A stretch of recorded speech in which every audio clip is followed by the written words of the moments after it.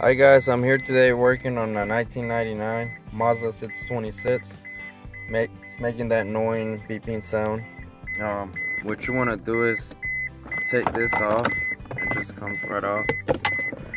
And you're gonna see a switch right there. That switch. Just kind of press it. I don't know why it's doing that. Kind of press it and it will release it, whatever it's doing. You might want to change it. I haven't tried yet, but that's what your problem is right there. The BPM's gone. Thanks for watching.